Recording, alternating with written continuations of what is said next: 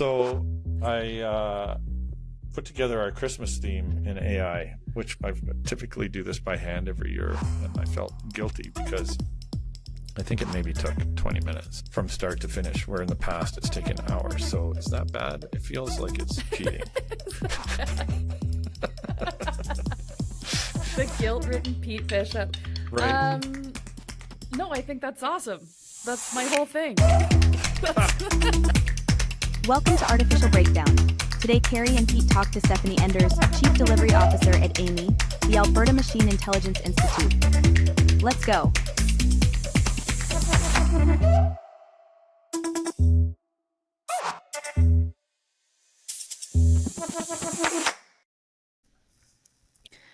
All right, welcome to Artificial Breakdown. Today we have Stephanie Enders on, who I'm very excited to chat with. Steph is the Chief Delivery Officer at Amii, which is the Alberta Machine Intelligence Institute, located in Edmonton, but also all over. Everywhere. Everywhere. It's everywhere, just like AI itself. And yeah, I saw you speak at Upper Bound this past year, and I've just been literally thinking about that chat ever since I saw it. So I'm very excited to have you on. Welcome. Awesome. Thanks for having me. Yeah, of course. It does feel like AI is everywhere, and maybe that Amii is everywhere, but we're definitely on that mission of AI for good and for all. And we're headquartered here in Edmonton, Alberta, Canada, but we serve, of course, an Alberta mandate. And then more and more so, we're seeing ourselves really serve Canadian companies coast to coast to coast and have great international partnerships. So I guess Edmonton proud, Edmonton legacy of AI research, but definitely like repping that Edmonton brand and that Edmonton loyalty around the world. I like that. I'm Edmonton born, so I still have roots there, which is nice. How long has Amii been around? So the not-for-profit that you see and interact with today was founded in 2017 through an initiative called the Pan-Canadian AI Strategy. Canada is actually the first country in the world to have a national AI strategy, and part of that was really anchoring these acceleration hubs that could find ways to really solidify our future in foundational AI research. And then as we grew, find a path to commercialization. So here we were founded in 2017 based on a long history of AI research in the Edmonton region. So initially that first group of AI researchers came together in 2002. So almost like more than 20 years ago to start that research legacy. They grew their practice over time at the University of Alberta, allowing for Edmonton to be one of those hubs when the strategy was announced in 2017. Wow, 2002. It's amazing that people were thinking of this that early, considering it all just kind of came to a head over the last, feels like 24 hours, but like last year. I guess. Well, I guess like it's that kind of pop culture. It takes 10 years to be an overnight success. Mm-hmm. And so I think Canadian AI is really a testament to that, is when the general public has the access to different tools, it might feel like an overnight success, but there's decades and decades of research, specifically in Canada, that's really allowing for these new breakthroughs to happen. I knew Edmonton is quite the hub for AI, and has been for a long time, which is nice because now I feel like people are recognizing it. So you've been involved in the space for how long? How long have you been in AI? I joined Amii just over 4 years ago, and so prior to that, I had spent a lot of time in tech entrepreneurship through an organization called Startup Edmonton, and then with Edmonton Economic Development with Innovate Edmonton. And so I wasn't new to the technology space or the startup space, but I was definitely new to AI. And at that time, it was really a chance to kind of focus my personal professional practice. So I started off in agency land, where you're serving a bunch of different clients and you're helping them gain success. And then I moved into kind of building mode with one organization. But then over time, the kinds of things we were building were going broader and broader and broader because tech is quite diverse. And so coming to Amii was a chance to like do that same shift to focus on one particular like avenue or domain of technology, which I hadn't had before, which I was excited about. That's interesting. What kind of drew you to this domain? Well, I think potential is probably the big one. Is it was a chance to explore something that had this great legacy, but also had the opportunity to impact in a lot of different ways. So it wasn't just about shipping a single product, but it was about how do we really find ways to leverage this opportunity. Like it sounds cheesy, but for good, for ways that have maximum impact. Because I think that piece of like citizenship is something I really value in my professional practice, and so technology has been a path to kind of bring that to life beyond kind of the traditional ways, which is volunteering or public participation. Well, it's funny because you hear so much of the bad with AI. I think everyone's worried and about jobs and robot slaves and all those things. But there's so many good stories that are coming out. I can't remember if I brought this up before, but I have a friend of mine who was using AI to generate stories for his daughter. So his daughter would just come up with characters like Mickey Mouse and Iron Man, and then get AI to generate a bedtime story, and then he'd read it to her at night, which I think is a really cool application of AI versus the one where everyone's like cheating on their exams. You know what I mean? Yeah, so I think it's that piece of discovery that sometimes gets lost in the narrative about responsible or safe or ethical AI is the things that we do as people that I think are exciting, like being curious and being creative. It's good to keep in mind that AI is a tool. It's a tool made by humans. We're in control. We're in control about how we use these applications, and we do have influence and autonomy.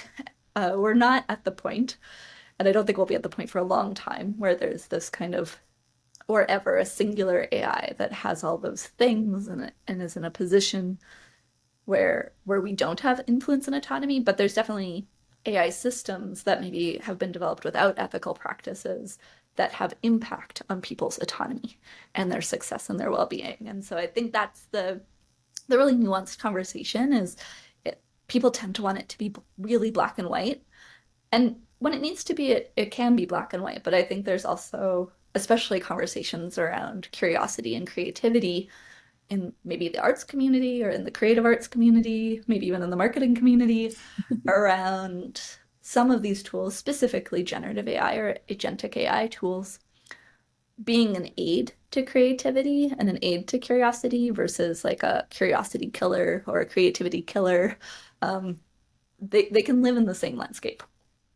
Yeah, and I've said this before too. It's like when you think of AI as less than just like one thing and more as it's like the internet. There's a lot going on. There's so many different tools within this.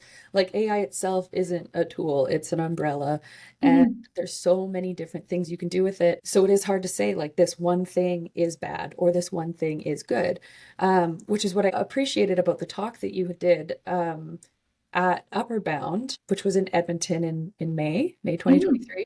I really like you said, it's these nuances. Like we need to talk deeper and more about all the different little things. So what you had talked about, and you were up there with Mara. With Mara, she's our product owner for advanced technology. What a cool title. You guys have the coolest titles. Yeah, we seriously got to look at ours. So you guys talked about risk management in the age of AI, navigating ethical and legal dimensions, which is a huge topic. So I guess my first question about that stuff is, why is ethics important when we're talking about AI to you? Oh, that's a good question. I think the main reason that ethics is important is that we really need to be human-centered in our practice. And so the people that are impacted by the decisions technology makes should be part of this cycle of evaluating the impact and understanding it. And so that's one of the reasons we're really focused on AI literacy here, is it's really important that there's like a shared language so folks can have really informed discussions. And so we want to leverage this technology for its mass potential, because I also think that would be unethical to say there's this technology here, but because these conversations are challenging, we're going to park it and not Mm. look at the opportunity, because that's also not being of service to our communities, our planet, and our people. It's really that conversation of how when executed with the most understanding, with the most diverse perspectives related to the specific challenge that we're trying to solve, can this tool be applied for benefit? So that's, I guess, the reasons why ethics are important. I think that talk did have very broad title, likely because we needed to figure out a title before we had figured out content, if I'm being super honest. It feels like sometimes right now, well, maybe not now as much, but before it was like people are going to try crazy things with AI and they're going to try and break it and they're going to try and get it to tell you how to build a bomb and try, even though it's not supposed to be allowed to and stuff like that. Mhm. But so it almost feels a little, there's like a bit of catch up. It's like, okay, the public has figured out how to do this. Now let's make sure it can't do this. And it's like, oh, now they figured out this thing. Let's plug that hole, plug that hole, plug that hole. Do you think that we're getting into a space now where people are trying to be a bit more preventative off the get-go? Yeah, so I think what you're talking about are guardrails. Hmm. And You have all I'm just like, plug holes. no, right? So the goal is kind of like, what is the intended purpose? And then what are all the ways that maybe this tool is going to be used in ways we didn't anticipate? So I do think there's a lot of deep thinking that goes into these kinds of tools and models before they're released to the public to mitigate that risk.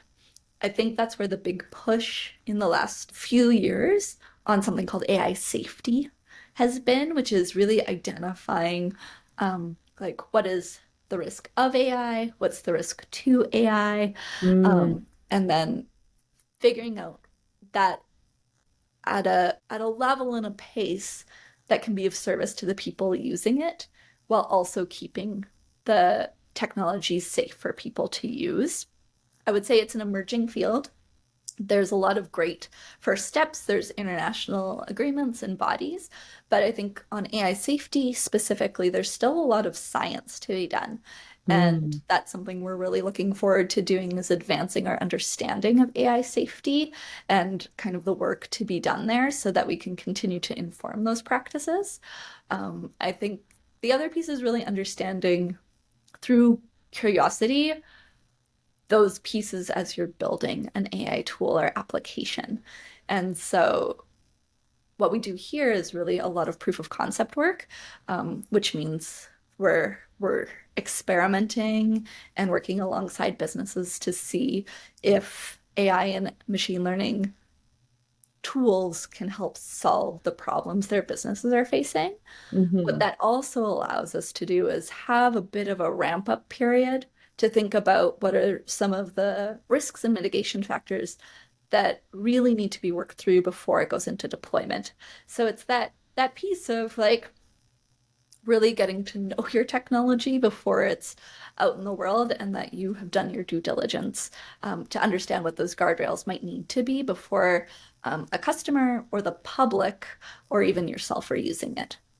Right. Do you find, because I hear every so often that, oh, Canada's way behind on everything, like all the companies, or even Alberta, like companies aren't quick to adopt, or the policies, no one even knows what questions to ask. Like, how do you feel Canada's stacking up against like other countries at the moment? So we're slow, despite this real head start on fundamental research. I think Canadian technology adoption and Canadian productivity challenges go hand in hand. I don't think it's a surprise to anyone that productivity continues to be a challenge in the Canadian workforce and the labor market, and technology adoption is that kind of same piece. So there seems to be new numbers all the time coming out about which companies are using AI or adopting AI. I think from the last one I read, it's about 6% of Canadian companies are using AI, and we're a little bit farther behind in Alberta. But I think with every passing day, there's probably a discrepancy between companies that have the use of AI in a strategic plan that are moving forward in a comprehensive approach to AI strategy versus companies that have individual employees within the company using generative AI tools to support their individual productivity. So that's something I'm really interested in learning more. Is this a closing gap or a growing divide between that kind of dichotomy of companies perhaps lacking an AI strategy to solve business problems versus individual employees using AI tools, sanctioned or not sanctioned, to really improve their personal productivity, and what that means for different organizations. I don't have the answer to that question, but I'm seeing that happen more and more, where there might be a growing gap between the intended technology adoption strategy and the rate of adoption by individuals. Oh, that's so interesting. A friend of mine recently said, like, they're not allowed to use any, like, they cannot access any AI, open source or closed anything at work. And I was like, well, how do you, I'm sorry, how do you do your job? How do you work? Like, now it's become such a tool for me, as a writer and in a lot of other ways. And to be fair, like, he works for, a pretty big government organization. Yeah. And I was like, so do you still use it? And he's like, no. And I was really expecting him to say yes. And he was like, no, like, I will lose my job. And I was like, what? And I Which I think get it. I do get it. But it is, like, that 6% blows my mind that it's that low. Well, I think that there's probably real concerns that they're addressing by 100%, implementing something like a total ban. And so when I think of maybe a company that's put in a total ban, it's two things. Is there's probably a really intensive data set or set of data sets with really private information. And so in an effort to keep data secure and private, the path that they've chosen is this, like, opt-out. The second set is really that piece around strategy. We don't have a framework in place yet to prioritize who should go first, which projects, which people, what risk should go first for evaluation. And then the third is really that piece of, we haven't identified what the definition of an AI tool is. So without that nuance, how do we say yes to anything? Because I think that's even something here that is interesting. And so we have something called a principled AI framework. And it kind of is the roadmap for our teams on how do we go from our responsibilities, like what we truly believe is what we are responsible for with the development of AI, and our practices and our initiatives, how do we bake that into process every day? And one of them is procurement. And so something that's just come up that's not in the framework that I have to go and update is, right now in the framework, there's an AI software procurement process. So if you are buying software that has like AI as an identified feature, there's just a quick rubric that goes alongside our IT procurement processes so that we have some checks and balances, that we know what AI tools we're using. That's been in the framework since it was launched. What's not in the framework is what do we do when existing software that has been part of the organization adds an AI layer? Who gets to turn it on?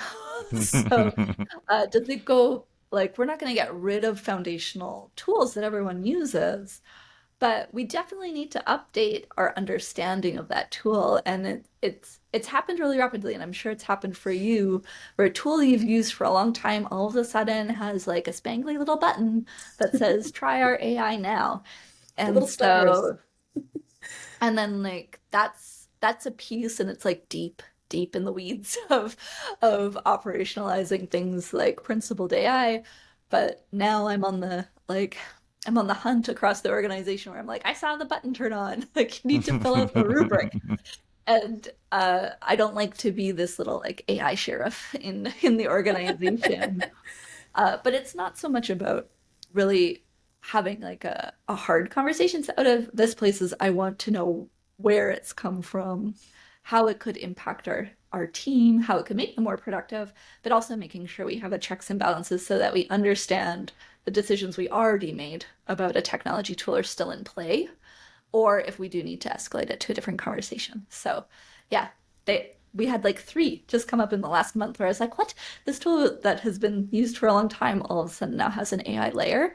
Most of them are generative AI layers, so it's easy for us to get through our rubric, which is like not earth-shattering. It's like, can they train on the data? Where does the data go? Like, do we know what kind of model it's using? Do we have the ability to opt out? All those things. So it's really basics, but having to go back and revisit tools and helping everyone understand when that happens has been interesting. Well, yeah, because you really could, as like an established, an Asana or a, Monday, or I don't know if they use AI, Yeah. but you could sneak something in there that is suddenly taking some data and taking a lot of information from your company because you're inputting a lot of info into that specific software. Yeah, that's actually very interesting. But, you would hope that all of these companies are, like you said, they already have their frameworks of how to operate, and hopefully the AI is operating within that. Like it's ethical and it's working for your customer and there's a reason for it.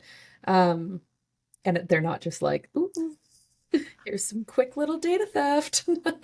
I really don't think like I love the tools that we have, and I don't think everything starts from malicious intent, but I think people bring their personal experience in to the professional setting. So I think it was just last week, I'm sure you saw the post too, that on LinkedIn people were like, oh, there's a new button in LinkedIn about like training models off your posts.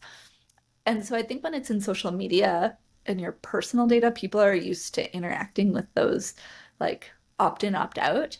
I think when it's enterprise software at your workplace, it's a lot easier to be like, well, this is already in here. I must be allowed to use it.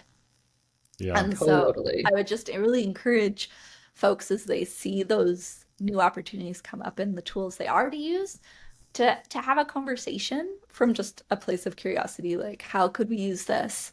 Do we like what's an experiment we can run before we decide if we're keeping it? Do we have the ability to turn it off? Who should be involved in this decision? Because we're seeing it in all kinds of software that companies use every day. And so again, like going back to that, like what is the AI adoption rate in Canada? That's where I think the numbers are going to get really fuzzy because Fair. there's going to be a huge difference between companies that are purposefully adopting AI and then companies that are just like casually having it turned on in the tools they already use. So interesting. It must be like trying to fight against the tide in some ways. I remember, this is going to date me more than any comment I've made so far, but I remember when I was just getting going, there was an agency that refused to use the internet because they were just like, no, this is going to come and go, and there's all these risks, and they were very worried about it, which makes sense. But then there's also this feeling of like, okay, while you're doing this, is everyone else passing you by, or how hard is it going to be to keep employees if you continue to kind of shut them down? And there's all these kinds of factors. So I can imagine it's tough. It's got to be really tough, especially for something like government or quasi-government. The consequences of these decisions are so big. It must be hard to even know who the decision makers are sometimes. Yeah, and I think you really hit on an interesting point. Like the decision is so big. I think based on what you're tasked with doing, that decision always feels big.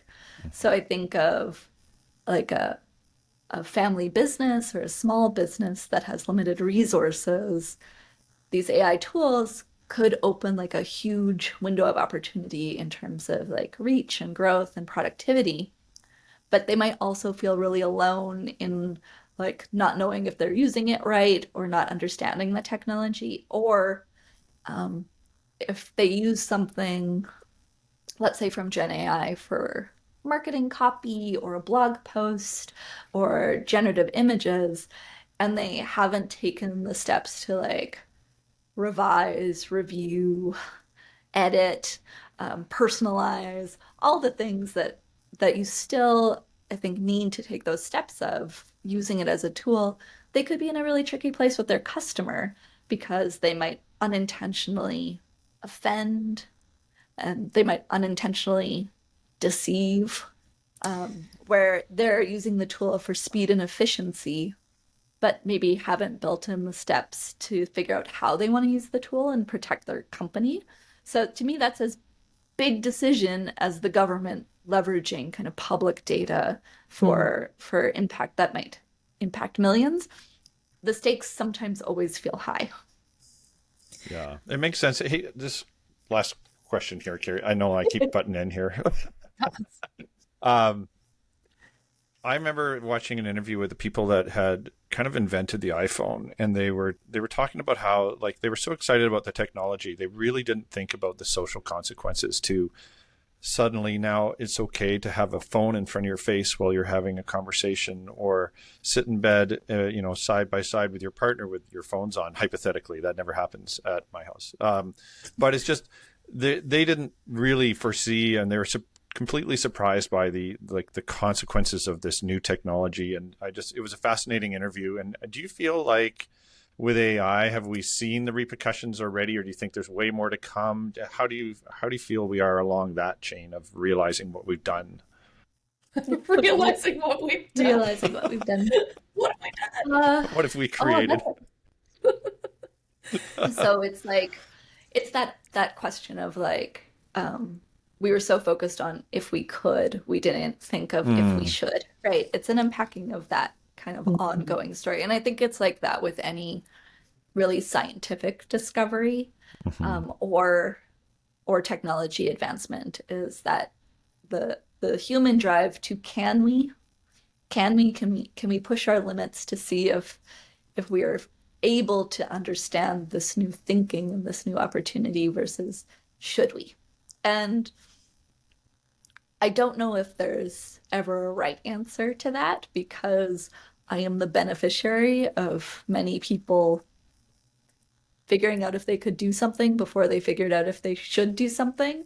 I think my life is better because of an iPhone. I think I have more access to conversations and content and ideas. Do I love all of my habits that I formed around that technology tool?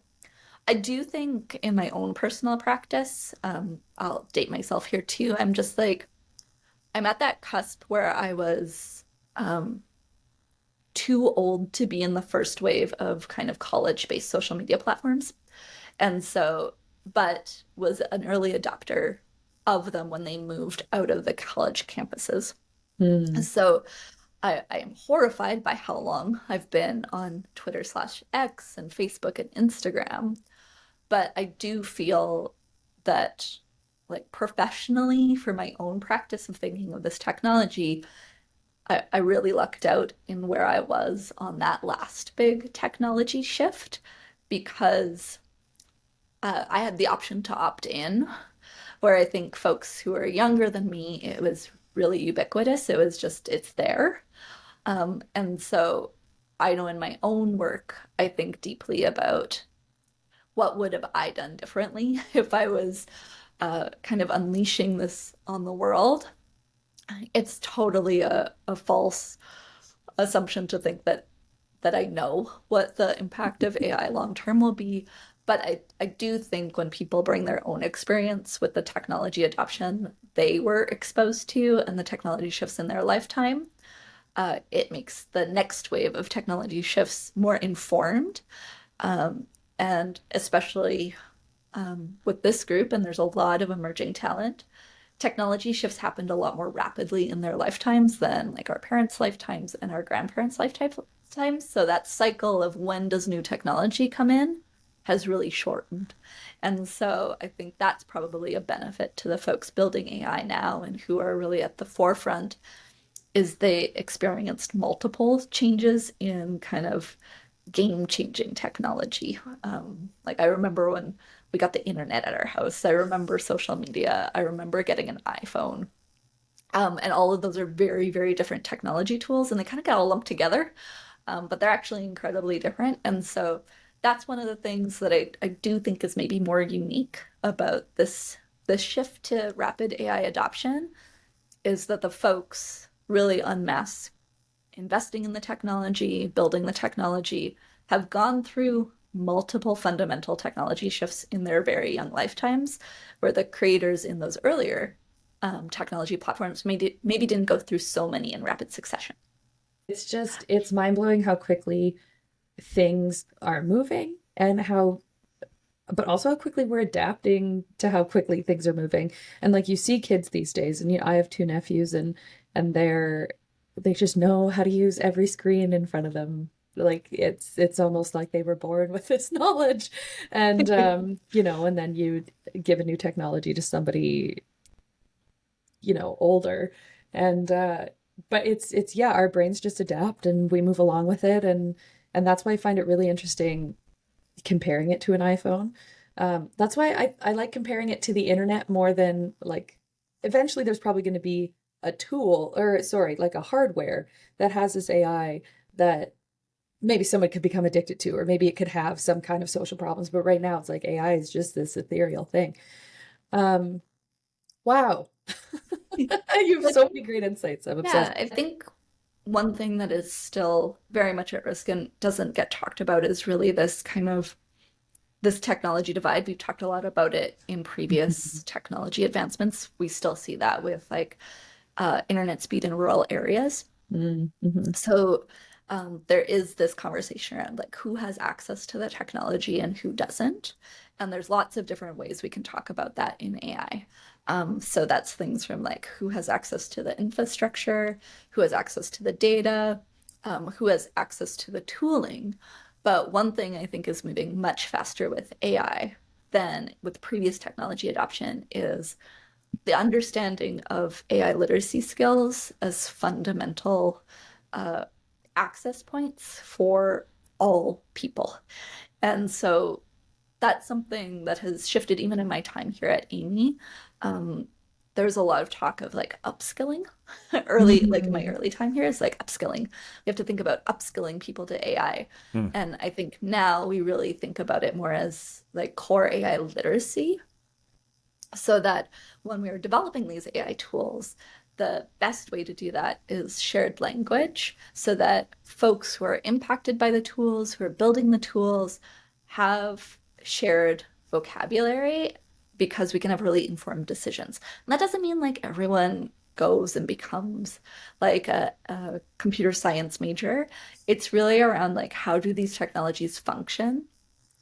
What is the underlying structure? How are they trained? Where does that data come from? And so we focus a lot on literacy here at Amii. We have a great training team, and we've gone from upskilling, thinking around the piece that people bring off, like displaced labor force. Like we have to think about upskilling. So now we think of it as a true like fulsome training pipeline from kindergarten to like workforce. Wow. I love that. It's funny. It reminds me a little bit of, because my mom's in her 90s just about, and I really do notice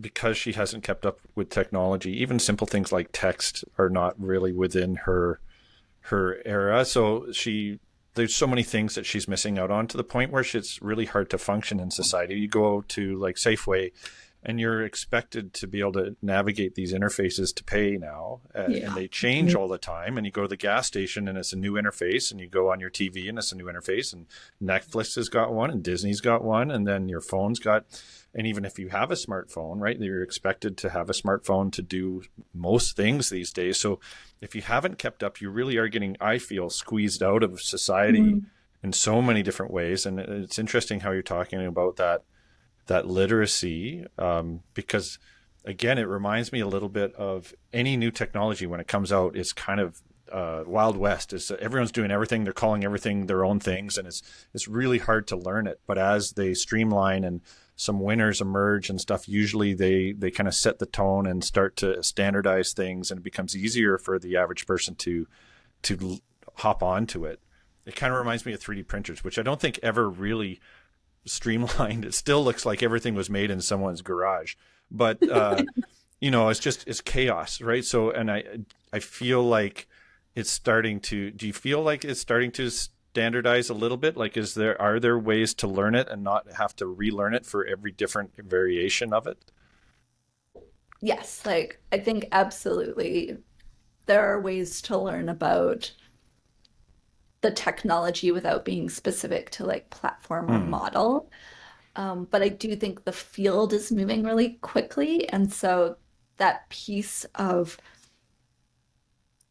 being able to identify, interact, and evaluate are the course, like some of those core skills, because it's less around like, are you going to be a Microsoft Copilot practitioner, or are you going to be a Google Gemini practitioner? I think the fundamental literacy skills, sorry, are really around that piece of like being able to identify that you're interacting with AI or you have the opportunity to use a tool, to understand when maybe that tool is having an impact or influence over a decision that is impacting you or that you're making, and then ways to like advocate for yourself through that process. So there's like so much under AI literacy we could cover, but I think it's about finding that balance between really kind of specific skill sets, and I guess like prompt engineering would be an example of like, there's really specific interfaces that people will get used to using prompt engineering. I think it's probably going to move away from engineering in some ways and might be more of like a communication style. There are very technical parts of prompt engineering, but I think the fluidity of being able to interact with AI well is a skill. And that's the skill that's transferable, rather than being like, okay, I'm working under a framework from this open source model, or okay, I know that now I'm in this environment and so I'm gonna think about these things. I think it's more those skills of trying to figure out like how to make the most of the tool for the purpose you have at hand. Yeah, I like that too. It's that same idea of, yeah, learn how to use an iPad, but also don't just learn how to use an iPad, learn how to use learn how to use a different type of tablet, learn how to be able to look at something like this, try it out and figure it out. Which is what I think the younger generation has. They're just like, they just try things. They just start pushing buttons. Whereas if you put that in front of, say, somebody older who isn't as in touch with technology, they're too scared to touch it. And it's like, oh, it's fine. You just got to hit some buttons and see what works, see what happens. I think probably like the funniest example of this is we have live chat on the Amii website. It's not a bot, it's the team. And so for a really long time, like our faces show up. Like you can see who is answering the live chat on the website. And for a long time, we just kept it as faces. And like we would introduce ourselves. So like if someone's on the live chat, I don't answer it as often anymore, which is probably a good thing. But I'll be like, hey, this is Steph. I'm the Chief Delivery Officer at Amii. Like, how can I help you today? Now I've noticed the team has switched the header of the live chat, which is like really direct. Like, we're real Amii employees. Like, you're talking to real people because, well, there's that other assumption. They're like, oh, I'm at Amii. This must be AI. I'm going to interact with the AI. And so we're just really clear, like, you're going to talk to the team and we're real people. So we could see that uptick like slowly after the release of ChatGPT, where we would just get like math problems submitted. Oh, you're kidding. And so we wouldn't answer like math problems, obviously, in real time. But it was a signal to us that there'd been a shift in how people were perceiving things like live chat. They went from kind of the assumption of this is a place I can go for help to this is a chat bot that I'm interacting with and I can kind of play with technology. So now we're really direct. We're here to help. It's the Amii team. Straight up human, swear. People are often shocked. But I mean, that leads into another thing I like talking about, which is AI isn't a solution to every problem. You have to have your problem and then decide if AI is the solution for it. And if it's not, it's not. And to me, chatbots are just not it yet. Okay, well, we only have a couple of minutes left here, but I really just wanted to thank you for coming on. And I just appreciate your curiosity and your optimism. And I think you have a really valuable outlook on where AI is going and where it's come from. And I was telling Peter, I was trying to figure out how we were going to, you know, do AI at ZGM. And I saw your talk, and then I saw Mara on the escalator after the talk, and I was like, so how do you make this happen? Like, I'm trying to create this task force. I'm trying to decide, like, how are we going to get AI moving and make sure everybody's on board at ZGM. And you were like, well, you just need to find a Stephanie in your in your organization. And I was like, well, So I think easy. that might be me. And they were like, yeah, it might be you. I was like, shit. But yeah, it's just been lovely chatting with you. It's so awesome. Oh, Yeah. well, thanks for having me. Yeah. Yeah, that went so smoothly. That was all good. Yeah. So, Upper Bound 2025 is coming May 20th to 23rd, and it's really this exploration of the intersection of academia, industry application, and emerging talent. We're expecting thousands of practitioners to come from all over the world. We have 16 themes, and some of the ones I'm really excited for this upcoming year is an expanded AI safety and ethics theme. So those pieces around guardrails, really leaning into both sides of that conversation. We also have AI for critical infrastructure, which is talking about that intersection of like computing infrastructure, cybersecurity, and then the critical infrastructure we all rely on here in Canada, things like water systems, food systems, travel, and transportation. And then an expanded AI education and literacy. So we run a large pilot for K to 12 focused on teacher professional development. And so we're expecting a lot of teachers to come and join us. We're exploring the implications and the opportunities for AI in the classroom while also building up teachers' understanding of the technology. So I hope you'll join us, upperbound.ai, and tickets are on sale now. Yeah. I'm looking forward to it. Thanks again, Stephanie. Hope you have a great rest of the day. And really, thanks for being on the podcast. This is awesome. Woo. Bye-bye. Bye.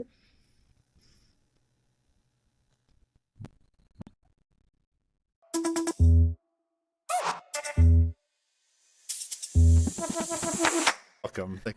That was awesome.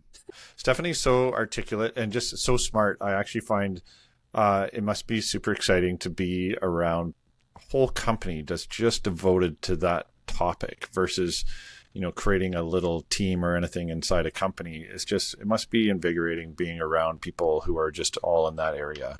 Yeah, it's like having an AI task force for an AI company. That's like Right. next level meta AI solutions. Yeah. Yeah. There's a couple little nuggets in there I really liked. One was certainly the one around, I was trying to get at, like, again, everyone's always saying how Alberta's behind and Canada's behind, but it's just how are you measuring that? And I feels like the answer is a little bit of, we're not actually sure, right? There's lots of different ways companies are getting into AI, and there's probably lots of companies with people using it or companies getting dragged along with their day-to-day software just going into AI. So either that number is going to jump really fast or it's not completely accurate. Yeah, I feel like it's pretty fuzzy. But I mean, it is still a low number. Like that six was still, whether that's fuzzy up to like 10% or 15%, that still seems quite low to me. But yeah, hopefully Alberta plays a little catch up, which I feel like Amii is doing the hard work to make sure that happens. Yeah, I thought that was good. And were there any things that stuck out for you? Yeah, I mean, I really appreciate her outlook on it. It always comes back to this, like, okay, it's just a tool. There is no inherent good or bad with it. It's all what the humans put into it and what humans are capable of. And like the fact that, like, she's like, we're in control. Like, we're in control of this tool. We created this tool. Yeah. And it's all going to be okay. I really, yeah, I try to live by that. And sometimes I get carried away in my head, but. Well, and even that I think you brought this up, but the fact that AI is a massive term. So saying AI is bad or good is like, I don't know, it's just saying like technology is bad or good. You have to unpack it or get smaller to actually, some of it's helpful, some of it's not, some of it's used nefariously, some of it's not. So it's a pretty big blanket statement to say it's anything. Yeah, totally. I totally agree. And I mean, I think my other takeaway is that I didn't even ask her the 3 questions I'd written down that I wanted to ask her, because the conversation was just flowing so naturally. But we're definitely going to send some links out. Yeah. We have the link to the Upper Bound talk that we mentioned, and we'll link you off to the Amii website so you can discover all the good things they're doing. Yeah, and hopefully we'll get her back again and we can kind of do a part 2 because I feel like there's so much more there. Oh, yeah. And I mean, if we talk to her in a year, who knows what's going to be happening? It's going to be madness. It will just be 3 robots that will be surrogates. I was going to say, we were talking about the singularity. I was like, we were talking about names for this podcast being like the Singularity Watch and stuff like that. And it's just so funny looking back on that now. She's like, I don't know if that's ever going to happen. It's like, okay. Yeah, it's funny because she was talking about their chat and having to tell people that they're real, like, and they've got their actual photos on it. And then like literally 2 days ago, someone showed me a tech support. It wasn't a tech support. It was a call-in support that is all AI driven. That sounds like real people. You can ask them anything and they'll book appointments and query you about what's wrong. And it sounds, I get why people are wondering no matter what, when they're on any sort of like chat or any sort of IT support. Yeah. Oh, I do. My first assumption is I'm talking to a chatbot until proven wrong. You are guilty until proven innocent. Yeah. Okay. Well, on that note, that was good. Yeah, that's great. Okay. I'll talk to you later. Okay. Bye, Peter. Nice chatting. Yeah. See ya.